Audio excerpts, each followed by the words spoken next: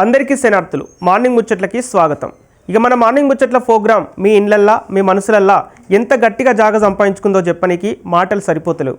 మీరందరూ చూపించిన చక్కని ప్రేమతోని ఆదరణతోని ఇవాళ మన ప్రోగ్రాం 200 ఎపిసోడ్ల మైలురాయిని విజయవంతంగా అందుకుంది. ఇది వట్టి ముచ్చట కాదు, మీ ఇంట్లో మనిషిలాగా మమ్మల్ని చూస్తున్నందుకు మాకు దక్కిన గౌరవం.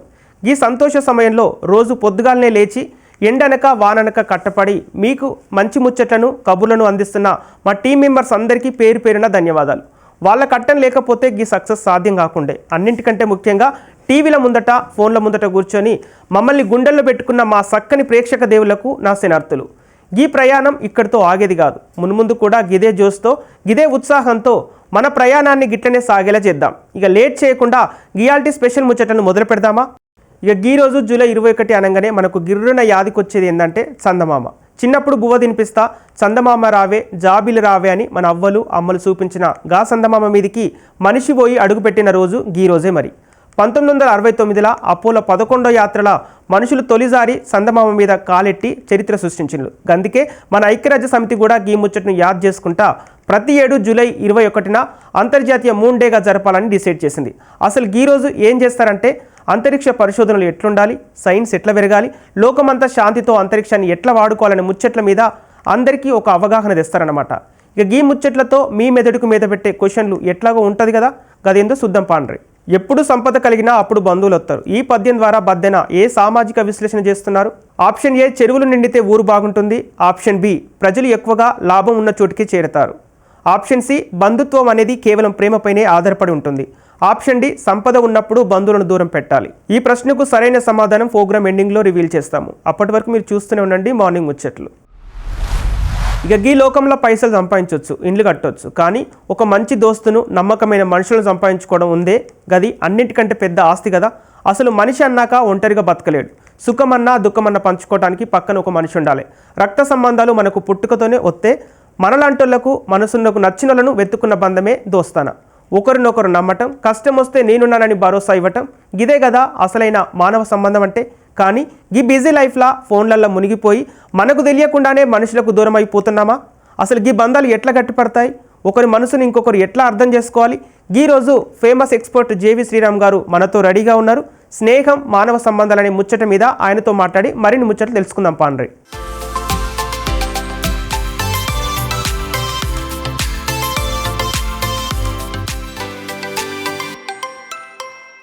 మనం సరదాగా బయటికి వెళ్తూ ఉంటాం కదా. ఇప్పుడు వెళ్తున్నప్పుడు మనకి కొంతమంది స్నేహితులు సెల్ఫీ తీసుకుంటూ కనిపిస్తారు.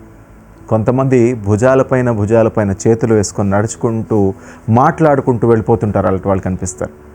కొంతమంది ఎదురుపడగానే కౌగలించుకొని కబుర్లు చెప్పుకుంటూ కాలాన్ని కూడా మర్చిపోతారు. కొంతమంది సంవత్సరానికి ఒక్కసారే కాల్ చేసుకుంటారు. ఆ కాల్ చేసుకున్నప్పుడు కూడా ఇన్నాళ్ళు నువ్వెందుకు కాల్ చేయలేదని ప్రశ్నించరు. అప్పుడెప్పుడో ఎలా ముగిసిందో అక్కడి నుంచే మొదలవుతుంది ఆ స్నేహం. ఇలా రకరకాల స్నేహాలు మనకు కనిపిస్తుంటాయి. మరి ఏది సరైన స్నేహం, ఏది మనం నడిపించే స్నేహం, ఏ స్నేహాన్ని మనం ఉంచుకోవాలి, ఏ స్నేహాన్ని మనం తెంచుకోవాలి అని అనుమానం ఎప్పటికప్పుడు మనకు కలుగుతూనే ఉంటుంది. ఇది కరెక్ట్, ఇది తప్పు అనేది కేవలం ఎవరికి వాళ్ళకి వాళ్ళ అనుభవాల ద్వారా అర్థమవుతూ ఉంటుంది. అయితే కొన్ని చిన్న కథలు మీకు చెప్తాను. మన స్నేహానికి మన క్యారెక్టర్కి అది రిఫ్లెక్ట్ అయ్యేలా ఉండాలి అంటే ఎలా మనం అర్థం చేసుకోవాలనేది మనకు తెలియాలి. అందుకు కొన్ని ఉదాహరణలు మీకు చెప్తాను. సాధారణంగా మనకి ఇతిహాసాలు ఉన్నాయి, మన భారతదేశానికి సంబంధించి ముడిపడి ఉన్న కథలు ఉన్నాయి కదా, వాటిలోకి వెళ్దాం సరదాగా. ఆ క్యారెక్టర్స్ మనకు బాగా తెలుసు కదా. త్రేతాయుగంలో శ్రీరాముడు ఉన్నాడని మనం చెప్పుకున్నాం. ఆ శ్రీరాముడికి ఎవరు స్నేహితుడు, ఎవరు బాగా సాయం చేశారు? సీతమ్మని వెతకడానికి వెళ్ళినప్పుడు సుగ్రీవుడు సాయం చేశాడు. మరి సుగ్రీవుడికి శ్రీరాముడికి స్నేహం ఎలా కుదిరింది?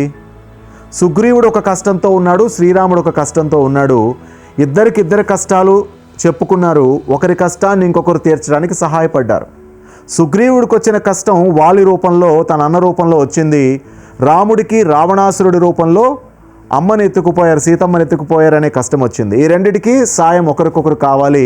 ఒకరికొకరు ఇచ్చిపుచ్చుకునే ధోరణిలో ఒక సయోధ్య కుదిరింది. అక్కడి నుంచి మొదలైన ఆ ప్రయాణం ఎక్కడి వరకు వెళ్ళిందో మనకు తెలుసు.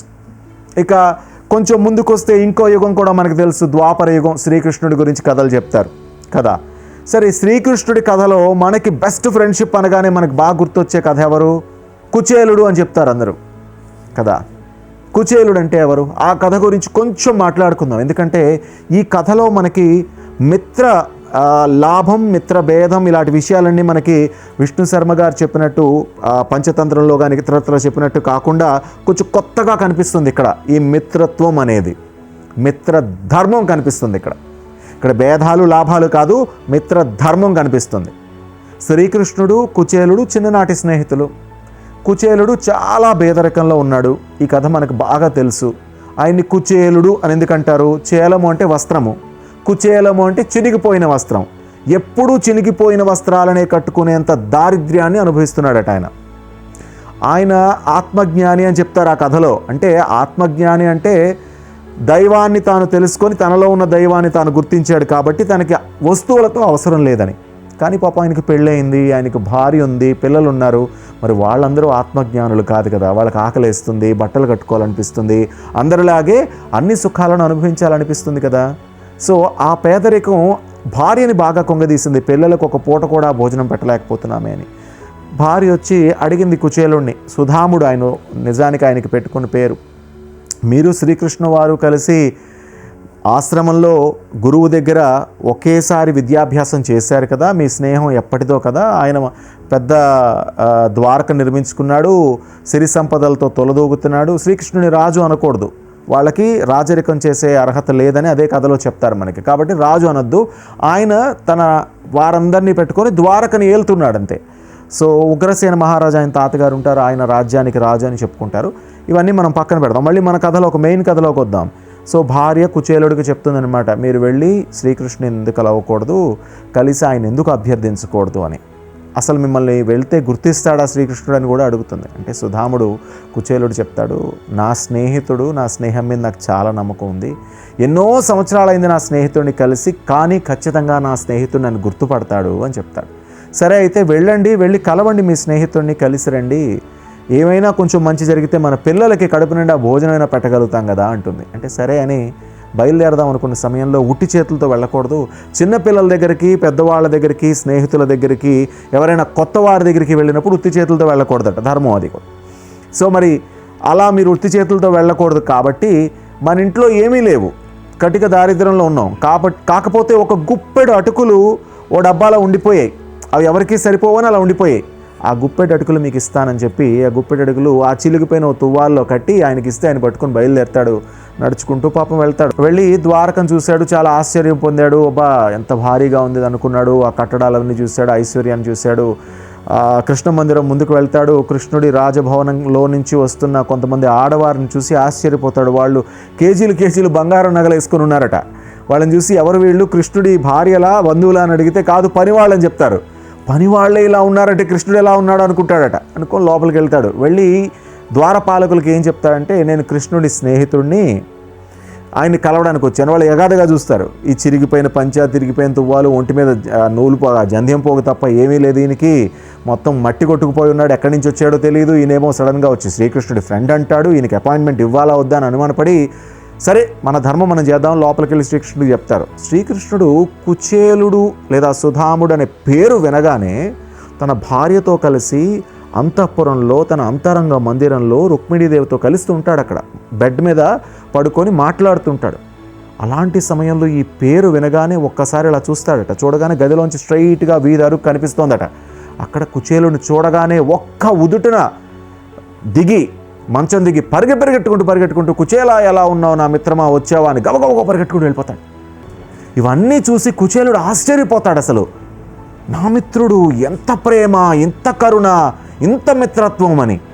అంతా అయిపోయిన తర్వాత కుచేలా, నా కోసం ఏమైనా తెచ్చావా, ఏదో తెచ్చినట్టు ఉన్నావు అని అడుగుతాడు. అనగానే ఆయన ఆ మూటని సిగ్గుతో, అంటే ఇంత పెద్ద ఐశ్వర్యాన్ని అనుభవిస్తున్న శ్రీకృష్ణుడికి నేను తీసుకొచ్చి నీ అటుకుల మూట చూపించాలని ఆలోచిస్తుంటే టప్పన మూట తీసుకుని కాసిన నోట్లో వేసుకుంటాడు. వేసుకొని రెండో పిడికడు మళ్ళీ వేసుకోబోతుంటే రుక్మిణీదేవి ఆపేసి మేము కూడా తినాలని తీసుకుంటుందట. అంతే. అక్కడ వరకు మనం కథను అలాగే ఆలోచిద్దాం. అన్ని బాగోగులు అడుగుతాడు కృష్ణుడు, అన్ని విషయాలు అడుగుతాడు. కానీ భార్య, పిల్లలు ఎలా ఉన్నారు, నీ పేదరికమా, ఇవేవి అడగడు.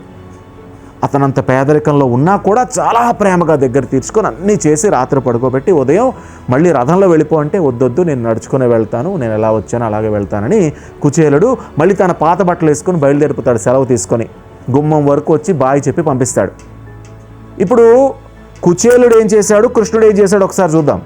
కుచేలుడు ఏం చేశాడు, తన స్నేహితుడిని నోరు తెరిచి సాయం అడగలేకపోయాడు. ఎందుకు? ఇంత ప్రేమ చూపిస్తున్న నా మిత్రుడి దగ్గరికి నేను స్వార్థపరుడిగా వచ్చానా? నా మిత్రుడిని చూడడానికి రాలే. ఎందుకు వచ్చాను? నాకు ఈ డబ్బులు కావాలి, నాకు ఈ ఐశ్వర్యం కావాలి, పిల్లలకి తిండి లేదు, ఇది కావాలని అడగడానికి వచ్చానని ఆయన చెప్పలేదు. ఇంత పేదరికం చూసి కూడా కృష్ణుడు కుచేలుణ్ణి నువ్వు పేదవాడిగా ఉన్నావా, నీ పిల్లలు ఏం చేస్తున్నారు, బట్టలు ఉన్నాయి, తిండి ఉన్నాయని ఆయన అడగలేదు. చూడండి, ఆయన ఎందుకు అడగలేదు? నా సుధాముడు, నా మిత్రుడు ఎంతో ఆత్మాభిమానం కలవాడు, వాడిని నేను అడిగితే నొచ్చుకుంటాడని కృష్ణుడు అడగలేదు. నా మిత్రుడు ఇంత ప్రేమ చూపిస్తుంటే నేను స్వార్థంతో వచ్చానని చెప్పడం తప్పు, నా మిత్రుడిని చూడ్డానికే వచ్చి ఉండాల్సింది కాబట్టి నేను అడగకూడదని సుధాముడు అడగలేదు. చూడండి ఎంత స్వచ్ఛమైన స్నేహం, ఎంత స్వచ్ఛమైన మిత్రత్వం, ఎంత స్వచ్ఛమైన మిత్రధర్మం. బయలుదేరాడు, వెళ్ళాడు, చేరుకున్నాడు, పెద్ద భవనం అయిపోయింది, బంగారం వచ్చేసింది. ఇవన్నీ మన కథలో చెప్తారు. ఇదంతా కృష్ణుడు చెప్పకుండా చేసింది చూసి ఆశ్చర్యపోయాడు కుచేలుడు. ఇందులోంచి మనం గ్రహించాల్సిన ధర్మం ఏంటో తెలుసా? ఒకరికొకరు చెప్పుకోకపోయినా మిత్రత్వంలో ఒకరికొకరు తెలియాలి.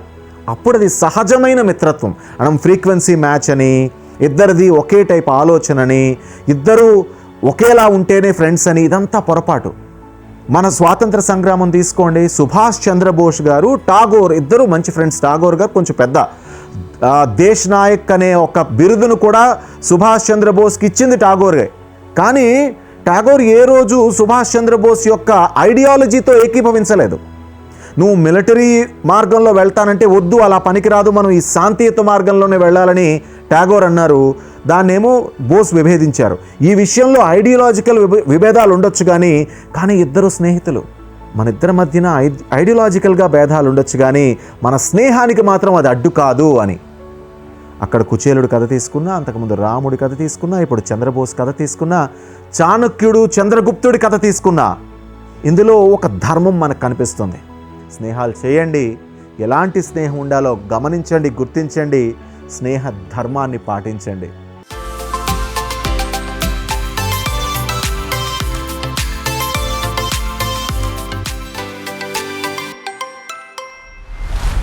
ఇక మనిషి అన్నాక మస్తు పనులు ఉంటాయి. పొద్దుగాల లేవంగానే మస్తు టెన్షన్లు, అటు పోవాలా ఇటు పోవాలా, గిది దేవాలా గది దేవాలని బొచ్చని ఆలోచనలు. మరి ఈ ఆలోచనల్లో పడి మనిషి తన గురించి తాను మర్చిపోతాడు. గట్లా మర్చిపోకుండా యాద్ చేయడానికి ఉన్నదే యోగా. నువ్వు మంచిగా బతుకు అని చెప్పేదే యోగా. మరి గట్లాంటి యోగా ఎంత ముఖ్యమో ఓసారి చూద్దాం పాండ్రి. నమస్తే, నా పేరు లక్ష్మి. నేను బోధి స్కూల్ ఆఫ్ యోగాలో యోగా ట్రైనర్గా చేస్తున్నాను. ఇవాళ మనం యోగా స్ట్రెచెస్ ప్రాక్టీస్ చేయబోతున్నాం. సో ఈ స్ట్రెచెస్ ఏంటంటే బాడీ అంతా కూడా మీకు డీప్గా స్ట్రెచ్ వస్తుంది, అలాగే బ్లడ్ సర్క్యులేషన్ బాగా పెరుగుతుంది, అలాగే మీకు స్ట్రెస్ రిలీవింగ్ అవుతూ ఉంటుంది. సో ఈ స్ట్రెచెస్ వల్ల మీకు ఒక థెరపీ లాగా బాడీకి పనిచేస్తుంది. చాలా రకాలైన బెనిఫిట్స్ ఉంటాయి, అలాగే మెంటల్లీ కామ్ అవుతూ ఉంటుంది. సో ఈ స్ట్రెచెస్ మీకు సిట్టింగ్లో, సుపైన్లో, ప్రోన్లో, అలాగే అంటే కూర్చొని, పడుకొని, బోర్లా, వెలికలా పడుకొని కొన్ని పాస్టర్స్ ఉంటాయి అన్నమాట. సో ఎలా చేయాలి అనేది కీన్గా అబ్జర్వ్ చేస్తూ ప్రాక్టీస్ చేసుకోండి. సెషన్ అయ్యేలోపు మీరు బాడీ అంతా రిలీఫ్ వచ్చిన ఫీలింగ్ వస్తుంది మీకు. సో మనం ఈ ప్రాక్టీస్ చేయడం కోసం ముందుగా సిట్టింగ్ పాస్టర్స్తో స్టార్ట్ చేస్తాం.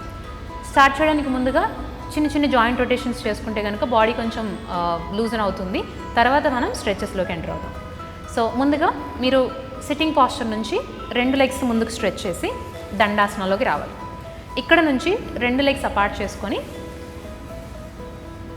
ఇలా ఎంత వీలైతే అంత దూరంగా పెట్టుకొని కూర్చోవాలి. ఇలా కూర్చున్న తర్వాత చక్కీ చలాన్ అంటాం.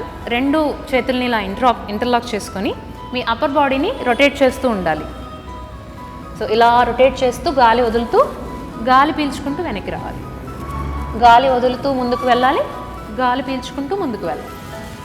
గాలి వదులుతూ ముందుకి, గాలి పీల్చుకుంటూ వెనక్కి. ఇలా చేస్తూ ఉంటే మీకు ఇన్నర్ థైస్లో, అలాగే అబ్డామిన్ రీజియన్లో, లోయర్ బ్యాక్ రీజియన్లో స్ట్రెచ్ అవుతూ ఉంటుంది, అలాగే రిలీజ్ అవుతూ ఉంటుంది స్టిఫ్నెస్. తర్వాత రివర్స్ రొటేషన్ చేసుకోవాలి. గాలి పీల్చుకుంటూ వెనక్కి, గాలి వదులుతూ ముందుకి, గాలి వదులుతూ ముందుకి, గాలి పీల్చుకుంటూ వెనక్కి. ఇంకొకసారి చేసుకొని రిలీజ్ చేద్దాం. గాలి వదులుతూ ముందుకి, గాలి పీల్చుకుంటూ వెనక్కి. ఇలా చేసిన తర్వాత స్ట్రెచ్. ఇలా సిట్టింగ్ పాస్చర్లో 2 చేతులను కింద ఉంచుకొని ముందుకు వాక్ చేసుకుంటూ ఎంత వీలైతే అంత ముందుకు వెళ్ళాలి. మీరు ఇక్కడ హోల్డ్ చేయలేకపోతే మళ్ళీ గాలి పీల్చుకుంటూ వెనక్కి రావచ్చు. గాలి వదులుతూ ముందుకు వెళ్ళి గాలి పీల్చుకుంటూ వెనక్కి రావాలి. ఇది ఈ లెగ్స్లో అంతా మొత్తం స్ట్రెచ్ అవుతూ ఉంటుంది. అలాగే మీరు ముందుకు వెళ్ళి హోల్డ్ చేసినప్పుడు మీ బ్లడ్ సర్క్యులేషన్ అనేది లోయర్ బాడీకి అవుతూ ఉంటుంది. ఇక్కడ ఒక 5 సెకండ్స్ నుంచి 10 సెకండ్స్ వరకు మీరు హోల్డ్ చేస్తే కనుక మీకు లెగ్స్ అంతా కూడా స్ట్రెచ్ అవుతుంది. అలాగే బ్రీత్ తీసుకుంటూ ఉంటే మీకు లోయర్ బాడీ అనేది బాగా రక్త ప్రసరణ జరుగుతూ ఉంటుంది. గాలి పీల్చుకుంటూ వెనక్కి వెళ్ళాలి. దీని తర్వాత రైట్ లెగ్ ఏదైతే ఉందో దాన్ని ఫోల్డ్ చేసుకొని మీ లెఫ్ట్ ఇన్నర్ థై దగ్గర పెట్టుకోవాలి. ఇది పరివృత్త జానశీర్ష అంటారు. రైట్ నీ అయితే ఏదైతే ఉందో దాన్ని లెఫ్ట్ హ్యాండ్తో పట్టుకొని రైట్ హ్యాండ్ లిఫ్ట్ చేసి గాలి వదులుతూ లెఫ్ట్కి బెండ్ చేయాలి. బెండ్ చేసి ఎంత వీలైతే అంత టోస్ని పట్టుకోవడానికి ట్రై చేయండి. లెఫ్ట్ టోస్ని విత్ రైట్ హ్యాండ్ పట్టుకున్న తర్వాత సీలింగ్ వైపు చూడాలి. గాలి వదులుతూ సీలింగ్ వైపు చూస్తూ హోల్డ్ చేసినట్లయితే కనుక మీకు ఈ సైడ్ బాడీ అంతా కూడా స్ట్రెచ్ అవుతుంది. అలాగే లెగ్ స్ట్రెచ్ అవుతుంటుంది. మీకు బ్లడ్ సర్క్యులేషన్ అబ్డామిన్కి బాగా జరుగుతూ ఉంటుంది. గాలి పీల్చుకుంటూ పైకి రావాలి. తర్వాత మీ కుడి చేయి ఏదైతే వెనక్కి ఉందో దాన్ని వెనక్కి పెట్టి ఎడమ చేతిని లిఫ్ట్ చేసి మీ నడుం భాగాన్ని పైకి లిఫ్ట్ చేయాలి. చేస్తూ వెనక్కి బెండ్ చేస్తే మీకు నడుమంతా కూడా స్ట్రెచ్ అవుతూ ఉంటుంది. బ్యాక్కి ఫ్లెక్సిబిలిటీ పెరుగుతుంది. తర్వాత గాలి వదులుతూ మెల్లిగా కిందికి రావాలి. ఇప్పుడు రెండో కాలు రైట్ లెగ్ని వెనక్కి స్ట్రైట్కి స్ట్రెచ్ చేసి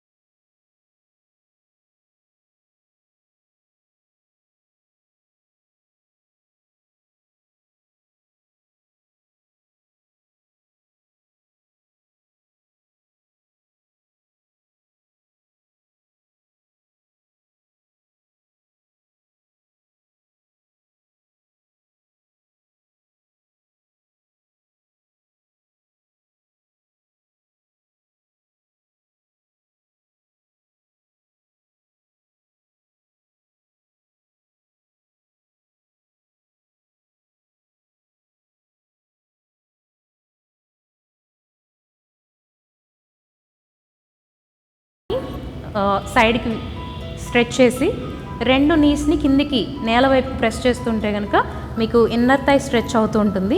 ఈ పొజిషన్లో మీకు బ్లడ్ సర్క్యులేషన్ అనేది పొట్ట భాగానికి అలాగే ఇన్నర్ థై భాగానికి బాగా అవడం వల్ల మీకు చాలా రిలీఫ్ వస్తుంది. మెల్లిగా రిలాక్స్ చేసి 2 కాళ్ళని కింద పెట్టాలి. ఇప్పుడు లాస్ట్ స్ట్రెచ్ నడుము భాగానికి మీకు సియాటికా ఇష్యూ కానీ లోయర్ బ్యాక్ పెయిన్ కానీ ఉంటే ఈ పాస్చర్ వల్ల తగ్గుతుంది. సో ఈ పొజిషన్లో 2 లెగ్ని ఫోల్డ్ చేసి కుడి పాదాన్ని ఎడమ కాలు మీద ఉంచాలి. కుడి చేతిని నీ హోల్లోంచి తీసుకొని ఎడమ కాలుని మీరు 2 చేతులతో పట్టుకొని 2 లెగ్స్ని పుల్ చేస్తూ హోల్డ్ చేయాలి. ఈ పొజిషన్లో ఏంటంటే మీకు ఈ రైట్ హిప్ ఏదైతే ఉందో అక్కడ స్ట్రెచ్ అవుతూ ఉంటుంది.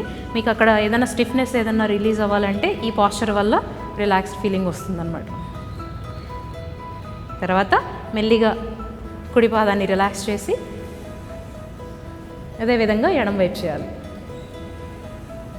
ఎడమ చేతిని నీ హోల్లోంచి తీసుకొని కుడి కాలుని పట్టుకొని నెమ్మదిగా పుల్ చేస్తూ ఉంటే మీకు హిప్ బాగానే స్ట్రెచ్ అవుతూ ఉండాలి. ఇలా 10 నుంచి 15 సెకండ్లు చేసిన తర్వాత మెల్లిగా లెగ్ని రిలాక్స్ చేస్తూ 2 కాళ్ళని ముందుకు చాపి శవాసనాలో ఒక 2 నిమిషాలు రిలాక్స్ అవ్వాలి. కళ్ళు మూసుకొని డీప్ బ్రీతింగ్ తీసుకుంటూ ఉంటే కనుక మీకు బాడీ అంతా రిలాక్స్ అయిన ఫీలింగ్ వస్తుంది. ఈ స్ట్రెచెస్ ద్వారాగా బాడీ మొత్తం ఓపెన్ అయింది కాబట్టి మీరు గాలి ఎక్కువగా పీల్చుకొని వదులుతూ ఉండాలి.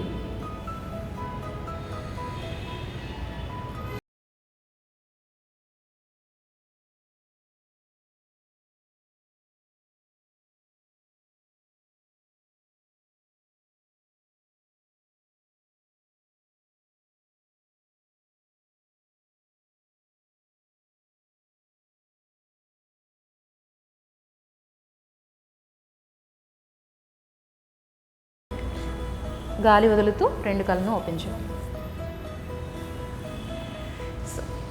ఇవనేది యోగా స్ట్రెచెస్ అండి. మీకు సిట్టింగ్ పాస్చర్ నుంచి లైన్ డౌన్ పొజిషన్ వరకు ఈ స్ట్రెచెస్ని మీరు నెమ్మదిగా చేసుకుంటే కనుక మీకు బాడీ అంతా ఓపెన్ అయిన ఫీలింగ్ అలాగే ప్రాణ అనేది బాడీ అంతా సర్క్యులేట్ అవుతూ ఉంటుంది. స్ట్రెస్ నుంచి రిలాక్స్డ్ ఫీలింగ్ వస్తుంది, అలాగే స్టిఫ్నెస్ నుంచి కూడా రిలాక్స్డ్ ఫీలింగ్ వస్తుంది.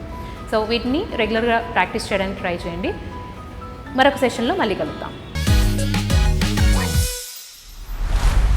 మార్నింగ్ ముచ్చటలో చిన్న విరామం. మార్నింగ్ ముచ్చట్లకి తిరిగి స్వాగతం. ఇక ఎప్పుడు తినే నాస్తానే మళ్ళా తినాలంటే మన నోరు ఊరుకుంటుందా? మన మాట వినది కదా. ఇక నోటికి ఎప్పుడు కొత్త రుచులు కావాలి. మరి అందుకే ఏం చేయాలో ఎరకలేక తలపట్టుకునే వాళ్ళందరికీ ఈరోజు ఒక అదిరిపోయే నాస్తా తీసుకొచ్చిన గదే వెజిటబుల్ బేసన్ షీలా. ఈ టేస్టీ బేసన్ షీలా ఎట్లా తయారు చేయాలో చూద్దాం పాండ్రి.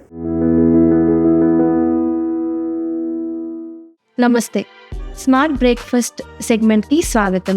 నా పేరు నిషిత. నేను క్లినికల్ న్యూట్రిషనిస్ట్ అండ్ డైటిషియన్. నేను expert in weight loss, PCOD, diabetes and gut health. So ఈరోజు weight loss friendly, high protein, high fibre ఉన్న బేసన్ వెజిటబుల్ షీలా చేసుకుందాము. వెజిటబుల్ బేసన్ షీలాకి కావాల్సిన పదార్థాలు: క్యాప్సికమ్, బీన్స్, క్యారెట్, కొత్తిమీర, శనగపిండి, కొంచెం సాల్ట్, చిల్లీ పౌడర్, ఆయిల్. తయారీ విధానం: ముందుగా ఒక బౌల్ తీసుకుందాము. సో ఈ బౌల్లో మనం కొన్ని ఫస్ట్ బేసన్ అంటే శనగపిండి వేసుకున్నాము. ఒక 3 స్పూన్స్ వేసుకున్నాము.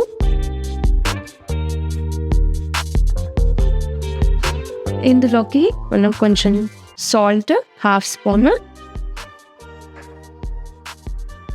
చిల్లీ పౌడర్ మనకి స్పైస్కి తగినంత వేసుకోవాలి. ఇందులో కొన్ని వాటర్ పోసుకోవాలి. మరీ ఎక్కువగా కాదు, మరీ తక్కువగా కాదు, కొంచెం వాటర్ వేసుకొని వాటర్ లేకుండా మిక్స్ చేసుకోవాలి. సో ఈ శనగపిండిలో మనకి ఎక్కువగా ప్రోటీన్ అనేది ఉంటుంది. ప్రోటీన్ ఇంకా ఫైబర్. సో మనకు బాడీ బిల్డర్స్కి కానీ వెజిటేరియన్స్కి నాన్ వెజ్ కాకుండా వెజిటేరియన్ ఆప్షన్స్లో బ్రేక్ఫాస్ట్ అంటే శనగపిండి కూడా one of the best options. So ఇది ఇలా ఉండలు లేకుండా బాగా మిక్స్ చేసుకోవాలి. ఈ కన్సిస్టెన్సీలో ఉంటే సరిపోతుంది. సో ఇందులోకి మనం ఇప్పుడు మనకి కావాల్సిన వెజిటేబుల్స్ వేసుకోవచ్చు. ఇందులో నేను వెజిటేబుల్స్ క్యారెట్ వేస్తున్నాను. సో ఎంత ఎక్కువ వెజిటేబుల్స్ వేసుకుంటే అంత బెటర్. ఇది వెయిట్ లాస్కి మాత్రం చాలా హెల్ప్ చేస్తుంది. ఎందుకంటే మనకి ఎక్కువ వెజిటేబుల్స్ హై ఫైబర్ ఉంది కాబట్టి ఇవన్నీ థర్మోజెనిక్ ఫ్రూట్స్ అంటారు. వీటిలో ఫ్యాట్ బర్నింగ్ కెపాసిటీ అనేది ఎక్కువ ఉంటుంది. సో ఇందాక క్యాప్సికమ్ తీసుకున్నాను, ఇప్పుడు బీన్స్ చిన్నగా చాప్ చేసి వేసుకున్నాను. సో ఇవన్నీ మనం ముందే స్టీమ్ చేసి తీసుకుంటే బెటర్. ఆ రా ఫ్లేవర్ అనేది ఉండదు. ఇందులో కొంచెం కొరియాండర్, కొత్తిమీర వేసుకుందాము. ఎక్కువ వెజిటేబుల్స్ కనిపించేలాగా చూసుకోవాలి. దీన్ని బాగా మిక్స్ చేసుకుందాము. మనకి కావాల్సిన వెజిటేబుల్స్ కూడా వేసుకోవచ్చు. ఇందులో క్యాబేజ్, కాలీఫ్లవర్, మనకి ఏ వెజిటేబుల్ ఎక్కువ ఇష్టమో ఆ వెజిటేబుల్ వేసుకోవచ్చు. సో ఇది నైట్ డిన్నర్కి కానివ్వండి, బ్రేక్ఫాస్ట్కి కానివ్వండి తింటే వెయిట్ లాస్కి చాలా హెల్ప్ చేస్తుంది. సో ఇలా కొంచెం థిక్ కన్సిస్టెన్సీలో ఉండేలాగా చూసుకోవాలి.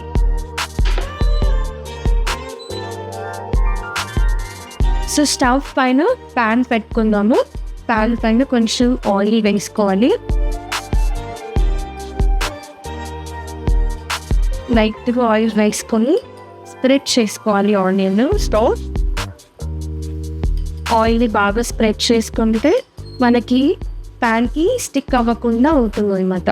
సో త్వరగా వెయిట్ లాస్ అవ్వాలి, ఎక్కువగా ఆకలి వేస్తుంది, ఆకలి వేయకుండా ఉండాలి అన్న వాళ్ళకి ఇది చాలా బెస్ట్ రెసిపీ. కొంచెం తింటేనే 1 or 2 తింటేనే మనకి ఎక్కువ ఫిల్లింగ్ అనిపిస్తుంది. ఆకలి కూడా చాలాసేపటి వరకు వేయదు. సో వెయిట్ లాస్లో ఉన్న వాళ్ళు ఎవ్రీడే తీసుకున్న ప్రాబ్లం లేదు. సో ఇప్పుడు ప్యాన్ వేయడానికి కదా, అందులోకి ఇప్పుడు మనం మిక్స్ చేసుకున్న పెట్టిన మిక్చర్ని ఇట్లా స్ప్రెడ్ చేసుకుందాము. సో ఈ క్యాప్సికమ్ ఇందులో వేసాం కదా, క్యాప్సికమ్ ఏంటంటే ఇందులో వైటమిన్ సి అనేది ఎక్కువగా ఉంటుంది. సో ఇమ్యూనిటీ పవర్ అనేది బాగా పెంచుతుంది. క్యారెట్లో మనకి క్యారటినాయిడ్స్ అనేవి ఉంటాయి. చాలా రీసెర్చెస్లో తేలింది ఏంటంటే ఎవ్రీడే కెరాటినాయిడ్స్ ఉన్న వెజిటేబుల్స్ అంటే క్యారెట్స్, క్యాప్సికమ్ ఇలాంటి వెజిటేబుల్స్ తీసుకోవడం వల్ల ఫాస్ట్గా వెయిట్ లాస్ అవుతారు అండ్ ఇమ్యూనిటీ కూడా బాగా బూస్ట్ అవుతుంది. ఇలా మనకు నచ్చిన షేప్లో వేసుకోవచ్చు. అందరికీ పిల్లలకి కూడా బాగా నచ్చుతుంది. అండ్ ఇట్లా బీన్స్ కూడా వేసాము. బీన్స్తో మనకి ఫైబర్ అనేది వస్తుంది. కాన్స్టిపేషన్ ఇష్యూ ఉన్న వాళ్ళకి, మోషన్ సరిగ్గా రాని వాళ్ళకి కూడా ఇలాంటివి తీసుకుంటే బెటర్గా ఉంటుంది అండ్ మన గట్ హెల్త్కి కూడా మంచిది. కొంచెం హీట్ అవ్వాలి. బాగా కాలిన తర్వాత మనం తీసుకోవచ్చు. ఇందులో పైన మనం సెసమీ సీడ్స్ అంటే నువ్వులు లేదంటే ఫ్లాక్ సీడ్స్ కూడా వేసుకోవచ్చు. సో మనకి కాల్షియం, ఐరన్ అండ్ ఫైబర్ ఇవన్నీ న్యూట్రియంట్స్ వస్తాయి. చాలా హెల్దీ. ఎవ్రీడే మార్నింగ్ కూడా తీసుకోవచ్చు. నైట్కి అయితే ఇంకా బెటర్. సో ఇలా 1 సైడ్ రోస్ట్ అయిన తర్వాత బాగా కాల్చిన తర్వాత ఇలా తీసుకోవాలి. ఎంత ఆయిల్ తక్కువ యూస్ చేస్తే అంత బెటర్. వెయిట్ లాస్కి కూడా బాగా హెల్ప్ చేస్తుంది. సో ఇలా లైట్గా రోస్ట్ అయిన తర్వాత తీసుకోవాలి. ఇందులో మనకి యాంటీ ఆక్సిడెంట్స్ అనేవి ఎక్కువగా ఉంటాయి. వెజిటేబుల్స్ ఎక్కువ వేయడం వల్ల యాంటీ ఆక్సిడెంట్స్ అనేవి ఇంక్రీజ్ అవుతాయి. దానివల్ల మనకి ఇమ్యూనిటీ వస్తుంది. మెయిన్గా క్యాన్సర్ ఇలాంటి వాళ్ళకి యాంటీ ఆక్సిడెంట్స్ అనేవి చాలా హెల్ప్ చేస్తుంది. క్యాన్సర్ ఉన్న వాళ్ళకి క్యాన్సర్ సెల్స్ని చంపేయడానికి యాంటీ ఆక్సిడెంట్స్ చాలా హెల్ప్ చేస్తాయి. సో కుక్ చేసుకున్న ప్రతి దాంట్లో మనం ఎక్కువగా వెజిటేబుల్స్ వేసుకుంటే కావాల్సినవి వైటమిన్స్, న్యూట్రియంట్స్ కూడా అందుతాయి మన బాడీకి. ఇప్పుడు మనం చూస్తున్నాం కదా, దీంట్లో మనకి around 8 to 9 grams of protein ఉంటుంది. సో డిన్నర్కి అయితే బెటర్ ఆప్షన్. సో చాలా మందికి బేసన్ అంటే శనగపిండి అనేది గ్యాస్ట్రిక్ ఇష్యూస్ వస్తుంటాయి, యాసిడిటీ వస్తుంటుంది, గ్యాస్ ఫార్మేషన్ ఎక్కువగా అవుతుంటుంది. ఎందుకంటే అందులో ఉన్న ప్రోటీన్ అలాంటిది. అండ్ అలాంటి వాళ్ళు శనగపిండి బదులు మనము రాగి పిండి అయినా జొన్న పిండి అయినా యూస్ చేసుకోవచ్చు. బాగా హెల్ప్ చేస్తుంది. సో ఒకసారి ట్రై చేయండి, మీకు పడట్లేదు, సెట్ అవ్వట్లేదు అంటే మనం వేరే పిండితో చేసుకోవచ్చు. ఇది బాగా రోస్ట్ అవ్వాలి. ఇప్పుడు రెడ్గా అయింది కదా, ఇలా రెడ్గా అయ్యేంత వరకు రోస్ట్ చేసుకుంటే ఫ్లేవర్ అంటే టేస్ట్ కూడా బాగా వస్తుంది అన్నమాట. ఎన్ని వెజిటేబుల్స్ వేసుకుంటే అంత మంచిది, అంత హెల్తీగా ఉంటాము, అంత బెటర్గా వెయిట్ లాస్ కూడా అవుతుంది. సో ఇది బాగా రోస్ట్ అయ్యాయి. ఈ రోస్ట్ అయినవి సర్వ్ చేసుకోవాలి.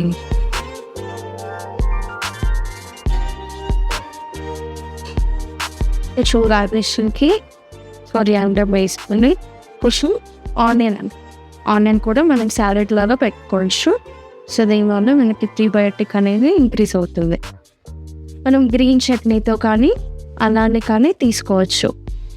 హై ప్రోటీన్ వెజిటబుల్ బేసిన్ చీనా రెడీ. దీనివల్ల మనకి వెయిట్ లాస్ అనేది చాలా ఉంటుంది. డిన్నర్ ఆప్షన్గా కానీ ఈవినింగ్ స్నాక్ ఆప్షన్గా కానీ తీసుకుంటే చాలా better. High protein high fibre besan చీనా.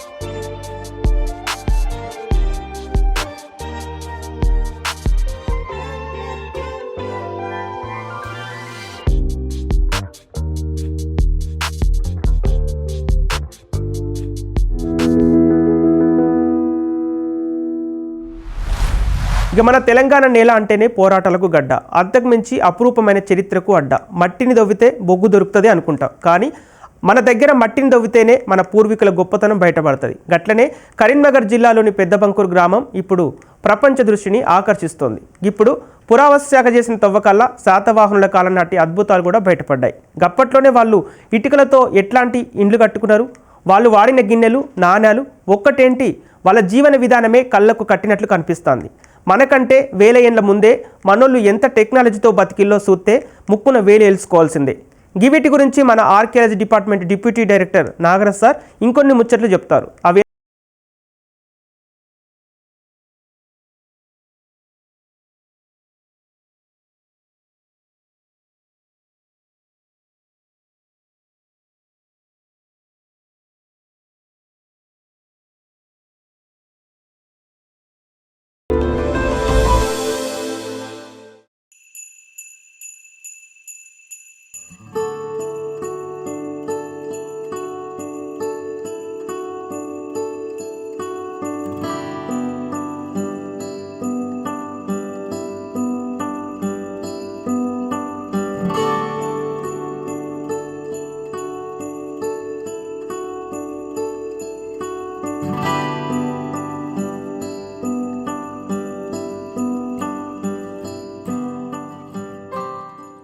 నమస్తే అండి, నా పేరు doctor P Nagaraju, deputy director పురావస్తు ప్రదర్శనశాల శాఖలో హైదరాబాద్ వారి శాఖలోని పనిచేస్తున్నాను. ఈ యొక్క తొలి చారిత్రక యుగాల నాటి సైట్లను చూసుకున్నట్టయితే మన యొక్క కోట్లింగాల పనిగిరి గ్రామానికి సంబంధించిన సైట్ యొక్క ఆనవాళ్ళు ప్రీవియస్ మనం తెలుసుకున్నాము. ఇప్పుడు పెద్దబంకూరు యొక్క సైటుగా చూసుకున్నట్టయితే ఈ పెద్దబంకూరు సైట్ స్థలం అనేది తొలి చారిత్రకానికి సంబంధించిన సైట్లోని ప్రసిద్ధి చెందిన ప్రదేశం పెద్దబంకూరు అనే ప్రాంతం. ఈ పెద్దబంకూరు అనే ప్రాంతం పెద్దపల్లి జిల్లాలోని ఒక 5 కిలోమీటర్ల దూరంలోని ఈ పెద్దబంకూరు అనే విలేజ్ కలదు. ఈ విలేజ్లోని ఒక 66 ఎకరాల విస్తీర్ణంలోని తొలి చారిత్రక యుగానికి సంబంధించిన సైటు ఆనవాలన్నిటిని కూడా పురావస్తు ప్రదర్శనశాల శాఖ అనేది గుర్తించటం జరిగింది. గుర్తించిన తర్వాత అనేక దఫాలుగా 1965 నుంచి 1990 వరకు అనేక దఫాలుగా ఇక్కడ department of archaeology and museum ఆధ్వర్యంలోని త్రవ్వకాలను చేపట్టడం జరిగింది. ఈ త్రవ్వకాల్లోని అనేకమైన పురావస్తు అవశేషాలను బయలుపడటం జరిగింది. ఈ షోకేజ్లోని డిస్ప్లే చేసిన అవశేషాలుగా చూసుకున్నట్టయితే different types of pottery, red ware pottery కానీ, అదేవిధంగా black and red ware pottery కానీ, బ్లాక్ వేర్ పాటరీ కానీ, ఆ తర్వాత డిఫరెంట్ షేప్లో ఉన్న లిడ్స్ యొక్క మృణ్మయ పాత్రల యొక్క లిడ్స్ని కూడా మనం చూడవచ్చు. అయితే ఈ యొక్క షేప్స్ డిఫరెంట్ ఆకారాలు డిఫరెంట్ కలర్లో ఉన్న సైట్ని బట్టి చూసుకున్నట్టయితే ఆ కాలంలోని ప్రజల యొక్క ఆచారాల వ్యవహారాలని మనం అర్థం చేసుకోవటానికి ఈ పోట్రే మనకు తెలియజేస్తున్నాయి. ఎలాంటి సాంకేతికత లేని క్రీస్తుపూర్వం 1వ శతాబ్దంలోనే ఒక చక్కగా మృణ్మయ పాత్రలను పాలిష్తో చేసిన మృణ్మయ పాత్రలను చేయటం యొక్క చాలా ఆశ్చర్యాన్ని తెలియజేస్తుంది. యాంటిక్విటీస్లో చూసుకున్నట్టయితే డిఫరెంట్ టైప్స్ ఆఫ్ బ్యాంగిల్స్, ఆ తర్వాత ఈ బ్యాంగిల్ చూసుకున్నట్టయితే ఐవరీతో కూడిన బ్యాంగిల్స్, ఆ తర్వాత షెల్ బ్యాంగిల్స్, అదేవిధంగా డిఫరెంట్ కలర్తో కూడిన బ్యాంగిల్స్ని కూడా ఆ టైంలోనే మన యొక్క బయలుపడటం మనం చూసుకోవచ్చు. అదేవిధంగా ఈ యొక్క బ్యాంగిల్స్, అదేవిధంగా ఈ యొక్క సెమీప్రియస్ బీట్ని బట్టి ఆ కాలంలోని ఆ ప్రజలు అలంకరణ ప్రియులు అని చెప్పడానికి ఈ యొక్క సాక్ష్యాలు, ఈ యొక్క పురావస్తు అవశేషాలే సాక్ష్యాలుగా చెప్పవచ్చు. దాంతోపాటే ఈ యొక్క త్రవ్వకాల్లోని 1975, 1980లో జరిగిన త్రవ్వకాల్లోని అనేకమైన టెర్రకోట ఫిగరైన్స్, అంటే హ్యూమన్ షేప్తో కూడిన టెర్రకోట ఫిగరైన్స్, అదేవిధంగా యానిమల్ షేప్తో కూడిన టెర్రకోట ఫిగర్స్ అనేవి బయలుపడటం జరిగింది. వీటితో పాటే కాపర్ సంబంధించిన ఆబ్జెక్ట్స్ అని కూడా ఆర్నమెంట్గా ఉపయోగించే కాపర్ సంబంధించిన ఆబ్జెక్ట్స్ అన్నిటిని కూడా బయలుపడటం జరిగింది. వీటితో పాటే ఈ యొక్క ఇయర్ స్టడ్స్ కూడా, చెవులకి అలంకరణకు ఉపయోగించే ఇయర్ స్టడ్స్, అదేవిధంగా ఒక మెడలోని అలంకరణతో కూడిన దండల లాంటి టెర్రకోటా బీడ్స్ని కూడా బయలుపడటం మనం చూసుకోవచ్చు. వీటితో పాటే ఈ యొక్క బ్రిక్స్తో సంబంధించిన మౌల్డింగ్ బ్రిక్స్ని కూడా ఈ యొక్క త్రవ్వకాల్లోని బయలుపడటం మనం గమనించవచ్చు. వీటితో పాటు పెద్ద బంకూరులోని పాటరీ, అదేవిధంగా సెమీ ప్రీషియస్ బీడ్స్, అదేవిధంగా టెర్రకోటా ఫిగరైన్స్, బ్యాంగిల్స్తో పాటే అనేకమైన ప్రీ హిస్టారిక్ సంబంధించిన ఐరన్ ఆబ్జెక్ట్స్ కూడా బయలుపడటం జరిగింది. Different types of iron objects కూడా ఈ ప్రాంతంలోనే బయలుపడటం వల్ల ఈ చారిత్రక ఆనవాళ్ళను బట్టి ఈ ప్రాంతం పెద్ద బంకూరు ప్రాంతం అనేది ఫ్రమ్ ప్రీ హిస్టారిక్ నుంచి తొలి చారిత్రక యుగానికి సంబంధించిన ఆనవాళ్ళు చాలా గొప్ప చారిత్రక నేపథ్యం ఉందని చెప్పడానికి ఈ యొక్క పురావస్తు ఆధారాలే మనకి సాక్ష్యాలుగా చెప్పవచ్చును. దాంతోపాటే ఈ పెద్ద బంకూరు యొక్క ఎక్స్కవేషన్లోని అనేకమైన నిర్మాణాలు కూడా బయలుపడటం చూస్తున్నాం మనము. ఇది త్రవ్వకాల్లో బయలుపడిన బావి దీంతో పాటే ఇటుకరాతి బావి లోపల భాగం, ఇది బావి లోపల భాగం. దాంతోపాటే దీనికి సంబంధించిన ఆనవాళ్ళన్నీ కూడా డిఫరెంట్ షేప్తో ఉన్న కొక్కాలు, మేకులు, ఆ తర్వాత గృహానికి ఉపయోగించే పరికరాలు, ఆ తర్వాత ప్రమిదలు, ఆ తర్వాత గరిటెలు, సూదులు, అదేవిధంగా రాగి ఆభరణాలు పెట్టె, ఆ తర్వాత తాళం చెవులు, ఆ తర్వాత కషాయికి ఉపయోగించే కత్తి, ఇలాంటి అనేకమైన ఐరన్ ఆబ్జెక్ట్స్ కూడా ఈ త్రవ్వకాల్లోని బయలుపడటం మనం గమనించవచ్చు. చూసిండ్రు కదా, గిది మన తెలంగాణ గడ్డ గొప్పతనం. మన చరిత్ర అంటే ఉత్తగానే పుస్తకాల్లో రాసే బొమ్మలు కావు, మన నేల తల్లి గర్భంలో దాచుకున్న అపురూపమైన ఆభరణాలు. పెద్ద బంకురు తవ్వకాల్లో బయటపడ్డ ఇటుకలు, గా నాణాలు జుత్తంటే గప్పుడు మనోళ్ళు ఎంత మస్తుగా బతికిలో అర్థమవుతుంది. నిజంగా ఎండనక వారనక మట్టిని నమ్ముకొని ఒక్కో వస్తువును జాగ్రత్తగా తీసి మన చరిత్రను మనకు చూపిస్తున్న ఆర్కియాలజీ డిపార్ట్మెంట్ సార్లకు గట్టిగా దండం పెట్టాల్సిందే. ఇక గీ ముచ్చట్లు రేపటి పిల్లలకు తెలియకపోతే మనోళ్ళ గొప్పతనం ఏమవుతుంది? అందుకే మన మ్యూజియంలా ఈ పురావస్తు శాఖను కాపాడుకోవాల్సిన బాధ్యత మనందరి మీద ఉంది. ఇక గిట్టనే మన యాదగిరి ఛానల్లో ప్రసారం అయ్యే మంచి కార్యక్రమాలు ఉన్నాయి. మరి వాటిని గురించి కూడా యాదించుకోవాలి కదా, అవేందో చూద్దాం పాండ్రి.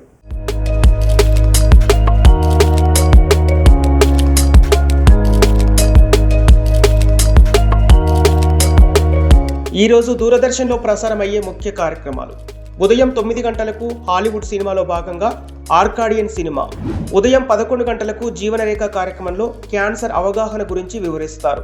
మధ్యాహ్నం 12 గంటలకు మీ ముందుకు రానుంది ఫుల్ ఆన్ ఎనర్జీతో సాగిపోయే మన లేడీస్ స్పెషల్ మస్తు మజా కార్యక్రమం. ఈరోజు మధ్యాహ్నం 2 గంటలకు బంగారు బాట సినిమా. సాయంత్రం 5 గంటలకు రైతు నేస్తం కార్యక్రమంలో కూరగాయల మార్కెటింగ్లో రైతులు పాటించవలసిన మెలకువల గురించి డాక్టర్ టి వినోద్ కుమార్ గారు వివరిస్తారు. సాయంత్రం 5:30 ప్రతిరోజు కొత్త కార్యక్రమంతో మీ ముందుకు రానుంది రంగురంగుల హరివిల్లు సింగిడి కార్యక్రమం. సాయంత్రం 6 గంటలకు వేయి పడగలు టెలిఫిలిం. సాయంత్రం 6:30 సినిమా పాటలతో సినీ గీతాలు కార్యక్రమం.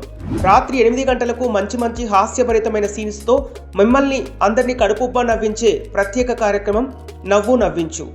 రాత్రి 8:30 సైబర్ క్రైమ్ సిరీస్లో భాగంగా సైబర్ క్రైమ్స్ భద్రత గురించి అవగాహన కార్యక్రమం. ఈరోజు రాత్రి ఇల్లాలు సినిమా. శోభన్ బాబు, శ్రీదేవి ప్రధాన పాత్రలో నటించిన ఈ సినిమా ఈరోజు రాత్రి 9:30 ఇక ఈరోజు దూరదర్శన్లో ప్రసారమయ్యే తెలుగు వార్తలు ఉదయం 8 గంటలకు, మధ్యాహ్నం 1 గంటకు, రాత్రి 7 గంటలకు, రాత్రి 9 గంటలకు. ఇక ఉర్దూ వార్తలు మధ్యాహ్నం 1:30 రాత్రి 7:30. రేపు ఉదయం 6:15 సన్మార్గం కార్యక్రమం. రేపు ఉదయం 6:30 నిత్యార్చన కార్యక్రమం.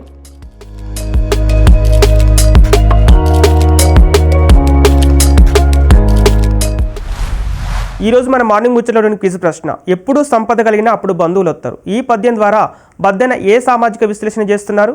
ఆప్షన్ ఏ, చెరువులు నిండితే ఊరు బాగుంటుంది. ఆప్షన్ బి, ప్రజలు ఎక్కువగా లాభం ఉన్న చోటుకే చేరుతారు. ఆప్షన్ సి, బంధుత్వం అనేది కేవలం ప్రేమపైనే ఆధారపడి ఉంటుంది. ఆప్షన్ డి, సంపద ఉన్నప్పుడు బంధువులను దూరం పెట్టాలి. ఈ ప్రశ్నకు సరైన సమాధానం ఆప్షన్ బి, ప్రజలు ఎక్కువగా లాభం ఉన్న చోటుకే చేరుతారు.